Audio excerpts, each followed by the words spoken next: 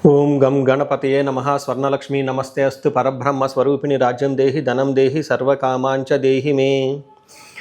గణపతి మనందరికీ మంచి బుద్ధిని సిద్ధిని సక్సెస్ని ఇవ్వాలని చెప్పేసి కోరుకుంటూ, స్వర్ణలక్ష్మి అమ్మవారు మన అందరికీ చక్కగా బ్రహ్మ జ్ఞానాన్ని కలిగించాలని, తద్వారా మనం ప్రతిదాన్ని శోభాయమానంగా చూస్తూ ఎప్పుడు మనకి దుఃఖం అనేది లేకుండా ఉండాలని చెప్పేసి, ఎప్పుడు ఆనందభరితంగా ఉండాలని చెప్పేసి అమ్మవారిని కోరుకుంటూ, అమ్మవారిని అలానే మనందరికీ చక్కగా సమృద్ధిగా ధనాన్ని ఇవ్వాలని చెప్పేసి, భాగ్యాన్ని ఇవ్వాలని చెప్పేసి కోరుకుంటూ, అంతేకాకుండా మనందరికీ రాజ్యం ఖచ్చితంగా ఒక అథారిటీ, పవరు, స్టేటస్, ఒక దర్పం అవన్నీ మనకు అమ్మవారు ఇవ్వాలని చెప్పేసి కోరుకుంటూ, వీటితో పాటుగా సర్వకామార్థ సిద్ధి, మన మనసులో అనుకున్న ముఖ్యమైన కోరికలన్నీ చక్కగా నెరవేరాలని చెప్పేసి అమ్మవారిని మనం కోరుకుందాం.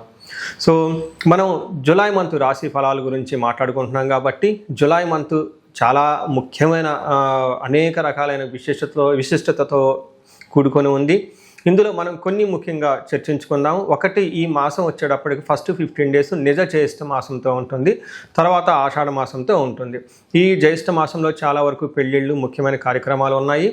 వీటితో పాటుగా ఎప్పుడైతే ఆషాఢ మాసం స్టార్ట్ అవుతుందో ఇందులో చాలా చాలా ముఖ్యమైన పనులు అయితే ఖచ్చితంగా ఉన్నాయండి.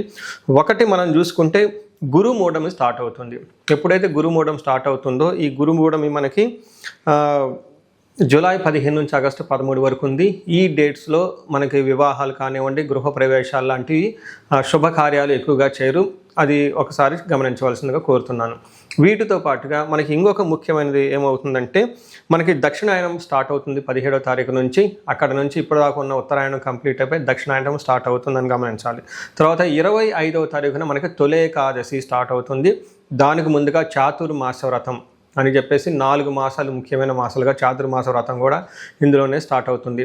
ఇంకొకటి లాస్ట్ అండ్ ఫోర్మోస్ట్ ఇంపార్టెంట్, ఈ నెల 26వ తారీఖు నుంచి ఈ 14వ తారీఖు నుంచి 22వ తారీఖు వరకు మనకి మనకి ఆషాఢ నవరాత్రులు అని చెప్తారు. వీటిని ఏమంటారు? గుప్త నవరాత్రులు అంటారు, లేకుంటే వారాహి నవరాత్రులు అని చెప్పేసి చేస్తూ ఉంటారు. ఈ నవరాత్రులు కూడా ఎంతో విశిష్టత కలిగి ఉంది. పర్సనల్గా ఈ 9 రోజులు నేను కూడా చక్కగా సింపుల్గా చేస్తాను, పెద్ద పెద్ద హడావుడిగా చేయకుండా. ఇలా చేసుకునే వాళ్ళందరికీ ఎంతో బాగా ఉపయోగకరంగా ఉంటుంది. లాస్ట్లో ఈ మంత్ మనకి గురు పూర్ణిమతో ఈ మాసం అనేది పూర్తవుతుంది. ఇన్ని రకాల విశిష్టత కలిగిన ఈ మాసంలో జ్యోతిష శాస్త్రం ప్రకారంగా కూడాను 3 ముఖ్యమైన గ్రహాలు మారుతూ ఉన్నాయన్నమాట. ఆ గ్రహాలు మనం ఏంటో చూసుకుంటే, జూలైలో 4వ తారీఖు, 7వ తారీఖు, 16వ తారీఖు, 21వ తారీఖు, ఇలా జూన్ అంటే 3 గ్రహాలు మారుతున్నాయి. ఈ మారి గ్రహాలు శుక్రుడు, బుధుడు, సూర్యుడు గ్రహాలు కూడా ఉన్నాయి. 4వ తారీఖు వచ్చేటప్పటికి శుక్రుడు, బుధుడు వచ్చి 7వ తారీఖు, 16వ తారీఖు సూర్య భగవానుడు మారుతూ ఉన్నారనమాట. ఈ యొక్క 3 గ్రహాల యొక్క ప్రభావం మనకి జూలై మంత్లో ఎలా ఉండబోతుందో మనం తెలుసుకుందాం. సో మనం మిథున రాశి జూలై మంత్లో ఎలా ఉందో చూద్దాం. జూలై 2026 సంవత్సరంలో మిథున రాశి పరిస్థితి చూస్తే, ఈ రాశి వాళ్ళకి ఒక సాధారణంగా ఉండేది, అలా పెద్ద ఇబ్బందులు ఉండవు, అలా అని పెద్ద అవకాశాలు వచ్చి గ్రోత్ ఉండేది కూడా ఉండదని చెప్పుకోవచ్చు. కొంచెం నిదానంగా ఆలోచించి అన్ని పనులు చేసుకుంటే చాలా చక్కగా ఉంటుంది ఈ మాసం అంతా అని చెప్పుకోవచ్చు. ఇందులో ఉన్న నక్షత్రాలు చూస్తే మృగశిర 3, 4 పాదాలు, ఆరుద్ర 1, 2, 3, 4 పాదాలు, పునర్వసు 1, 2, 3 పాదాలు అంతా మనకి ఈ మిథున రాశిలో ఉంటారు. పేరు బలం బట్టి మనం చూసుకుంటే కా, కీ, కు, ఖం, జ్ఞ, కా, కే, కో, హా అన్న అక్షరాలు కూడా ఈ రాశిలో ఉంటారని గమనించాలి. మనం ముందుగా చెప్పుకున్న విధంగా గ్రహాలు ఏవైతే మారుతున్నాయో, ఈ గ్రహాల ద్వారా మనకి లఘు గోచారము, సూక్ష్మ గోచారం యొక్క కాన్సెప్ట్ ప్రకారం చూస్తే, చిన్న చిన్న మాటల్లో సంస్కృతంలో హోల్ మంత్ ఎలా ఉందో మనం చెప్పుకోవచ్చు. దాని ప్రకారం ఏంటంటే, ధనం వ్యాధ్యార్థి అర్ధక్షయం విభూధిం అని చెప్తారు. అంటే ధనం వచ్చే అవకాశం ఎక్కువగా ఉంటుంది, ధనం కోల్పోయే అవకాశం కూడా ఉంటుంది. అలానే వ్యాధ్యార్థి లైట్గా హెల్త్ కాంప్లికేషన్స్ ఉండే అవకాశం ఎక్కువగా ఉంటుంది. అర్ధక్షయం ధనాన్ని కోల్పోతూ ఉంటారు. విభూతిం ఆల్రౌండ్ ప్రాస్పరిటీ ఉంటుంది. అంటే కొంచెం ఎక్కువగా కొంచెం అటు ఇటు ఉన్నా కానీ ఓవరాల్గా తటస్థంగా న్యూట్రల్గా ఉండే మాసం అని మీరు చెప్పుకోవచ్చు. అయితే మనకి ఒక్కొక్క గ్రహము ఇండివిజువల్గా ఎలాంటి రిజల్ట్ ఇస్తుంది, దాని యొక్క ప్రభావం ఏంటో మనం చూద్దాం. సూర్యుడు 2వ స్థానంలో ఉండటంతో ఇది అంత అనుకూలమైన పొజిషన్ కాదు అని గమనించాలి. మనకి సంస్కృతంలో పురాతన మనకి జ్యోతిష శాస్త్రాల్లో ఏ ప్రకారం రాసి ఉన్నారంటే, హీనత్వం దుష్ట సంసర్గో మనస్తాప శిరోవెద నిష్ఫలం కృషి వాణిజ్యం విత్తరాశి గతో రవి అని చెప్తారు. అంటే 2వ స్థానంలో సూర్యుడు ఉండటం వల్ల ఏమవుతుంది, హీనత్వం అంటే వీళ్ళ స్టేటస్కి తగిన వాళ్ళతో కాకుండా తక్కువ ఉన్న క్యాడర్ వాళ్ళతో పని చేయాలి అని ఒక ఆలోచన వచ్చేస్తుంది. నీచ బుద్ధి కలిగి ఉంటారు. దుర్మార్గుల సహవాసం ఎక్కువగా ఉంటుంది. మనస్తాపానికి గురవుతూ ఉంటారు. అయ్యో ఇది నా స్టేటస్కి తగిన పని కాదు, నా క్యాడర్కి సంబంధించిన పని కాదు, ఎవరో చేయాల్సింది నేను చేస్తున్నాను, ఇలా ఫీల్ అయ్యే అవకాశం ఎక్కువగా ఉంటుంది. మనస్తాపానికి గురయ్యే అవకాశం ఉంటుంది. కృషి వాణిజ్యం నిష్ఫలం. ఈ టైంలో వ్యవసాయం చేసినా లేదంటే వ్యాపారం చేసినా అంతగా కలిసి రాదు అని మనకు చెప్తూ ఉంటారు. గొడవలయ్యే అవకాశం కూడా ఉంటుంది. అది మన సూర్యుడి వల్ల మనకి ఇలాంటి అనుకూలమైన ప్రతికూలమైన పరిస్థితులు ఉండే అవకాశం ఎక్కువగా ఉంటుంది. నెక్స్ట్ బుధుడు వీళ్ళకి 2వ స్థానంలో ఉండటంతో అగైన్ ధననాశనం అని చెప్తూ ఉంటారు. వివాదో దుష్ట సంసర్గో అంటే దుష్టుల యొక్క సవాసం పట్టి ధనాన్ని కోల్పోయే అవకాశం ఎక్కువ ఉందని గమనించుకోవాలి. నెక్స్ట్ 3వది మోస్ట్ ఇంపార్టెంట్, కుజుడు వీళ్ళకి 12వ స్థానంలో ఉండి మిక్స్డ్ రిజల్ట్ ఇస్తూ ఉంటారు. 12వ స్థానంలో ఎప్పుడైతే కుజుడు ఉంటారో గమనించాల్సింది ఏంటంటే హాస్పిటల్స్కి వెళ్ళే అవకాశం ఉంటుంది, లేదంటే ధనం విపరీతంగా ఖర్చు అయ్యే అవకాశం ఎక్కువగా ఉంటుంది. భూమికి సంబంధించిన వివాదాలలో పరిష్కారాలు చేసుకోవటంలో అంత అనుకూలంగా ఉండదని గమనించుకోవాలి. 12వ స్థానంలో కుజుడు ఉంటే ఏమవుతుందంటే ప్రవాసం వ్యాధి పీడాంశ బంధువైరం ధనక్షణం దేహ పీడాంశ సంచారం ద్వాదశకే కుజ అంటారు. అంటే 12వ స్థానంలో ఎప్పుడైతే కుజుడు ఉంటారో విపరీతంగా ట్రావెల్ చేసే అవకాశం ఎక్కువగా ఉంటుంది, దూర ప్రయాణాలు చేసే అవకాశం ఎక్కువగా ఉంటుంది, ధనక్షయం జరుగుతూ ఉంటుందని చెప్తారు. అయితే వీళ్ళకి ధనం వచ్చే అవకాశం కూడా ఉంటుంది. ఇటు ధనం వస్తూనే ఉంటుంది, ఆ విధంగా ఛాలెంజెస్ కూడా ఉంటుంది. లాస్ట్ అండ్ మోస్ట్ ఇంపార్టెంట్, శుక్రుడు వీళ్ళకి 3వ స్థానంలో ఉండటం మంచి జరుగుతూ ఉంటుంది. ఇక్కడ కూడా మిక్స్డ్ రిజల్ట్ అని చెప్పుకోవాలి. ఒక రకంగా ఏం చెప్తారంటే వాణిజ్య ధననాశనం వ్యాపారం చేస్తే అందులో ధనం విషయంలో లాస్లు వస్తాయని చెప్పుకోవచ్చు.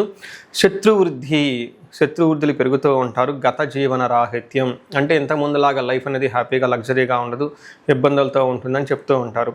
బట్ ఒక రకంగా మళ్ళీ అగైన్ సేమ్ శుక్రుడు ప్లేజర్స్, లవ్, తర్వాత రొమాన్స్ ఇట్లాంటి విషయాల్లో బాగా సపోర్ట్ ఇస్తున్నారని గమనించాలి.